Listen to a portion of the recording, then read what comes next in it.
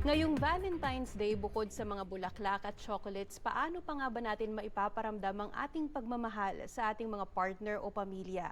Para ipaliwanag yan, kasama natin si Elda Almario, isang registered psychotherapist mula sa Laro Therapy. Elda, welcome sa Omni News. Thank you, Pao. Thanks for having me.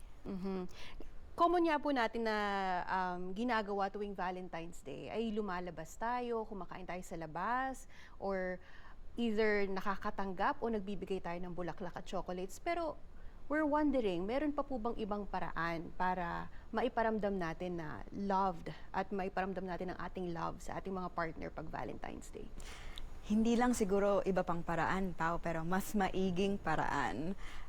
Kasi ang Valentine's, hindi naman siya tungkol sa material na bagay na pwede mong ibigay. But ang pinaka-key component ng Valentine's is intimacy and connection sa relationship. And a lot of it is paano ko ma-express na na-appreciate kita bilang partner or bilang family member. At napakadaming ways para ma-express yon. So maliban sa very common yung mga regalo or pagkain sa labas, pero andyan din yung masabi ko kung ano yung nararamdaman ko, makapagsabi ako ng thank you, o kaya mag-spend ng time together to do something na alam nilang gusto ng partner nila. For example, andyan din yung physical touch. If it's safe and with consent, then that can also be a part of it. Nabanggit nyo nga po yung physical touch, and mapunta po tayo sa love languages. May iba't iba pong love language. Siyempre po, bawat tao iba-iba rin ang kanilang paraan ng pagpapakita ng love. May pwede po ba na i-train natin ang ating brain or ang ating pag-iisip na masiyahan na tayo or masiyahan tayo sa halimbawa quality time kung ang gusto naman talaga natin ay makatanggap ng bulaklak o ikain sa labas? Siguro hindi. It's less about training and more about reframing or yung pagpapalawak ng pag-iisip natin. Kasi yung love, may iba't ibang ways to express it. And we need to be able to catch kung paano ina-express yung love ng partner natin or ng loved ones natin. And it's important na ma-appreciate natin however it is that they express it, kasi there's never just one way para ma-express yung love na yon. So ano po yung mga advice ninyo para sa mga couples, family na ngayong Valentine's Day, they choose to stay at home? Anong pwede nilang gawin to still make the occasion extra special? Dahil connection ang key component ng intimacy, I would explore ano yung mga ways para mag-connect sila sa isa't isa. Minsan, that's shared activities. So, panonood ng movie sa bahay or TV show or pagluto together. Minsan, it's also through conversations. Pwede silang mag-usap, mag-check-in with each other. O, kamusta na yung relationship natin? Ano yung mga bagay na ginagawa ko na nagugustuhan mo? Or ano yung mga bagay na tingin mo pwede akong mag-improve on?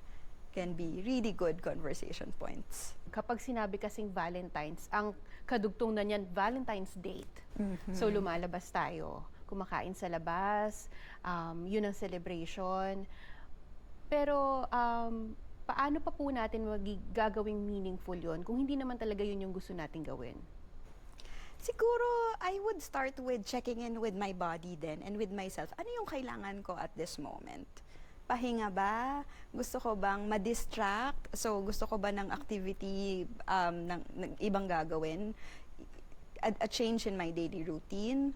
And start from there. And then also check in with my partner or with a family member. Ikaw, like, what do you need at this moment? What would be a way to celebrate this day para sa ating dalawa? Yung mga question kong ito, it also, yung affordability crisis also plays a factor. Kasi syempre, pwedeng may mga couples ngayon na this is their first Valentine's na pinili nilang wag munang lumabas or wag munang i-celebrate to ng katulad or yung karaniwan nilang ginagawa na grand celebration. Ano yung first step for them to still, not feel na ay wala kami ginawa ngayong Valentine's. Kakaiba yung Valentine's ngayon, mas malungkot kasi hindi kami kumain sa labas. Siguro it calls for an opportunity para din i-reframe natin yung how we define Valentine's Day. Kasi hindi naman dapat Valentine's Day is gastos or Valentine's Day is like some sort of performance para meron kang mai-post sa social media. I will always go back sa connection. How can we feel na connected tayo sa isa't isa? Paano ko malalaman na kilala kita as a person at kilala mo ako as a person? And sino tayo as a couple or sino tayo being in this relationship with each other? They can prepare a meal together and syempre enjoy that meal afterwards. If they have access to television or games, then that would be a shared activity na pwede nila gawin together.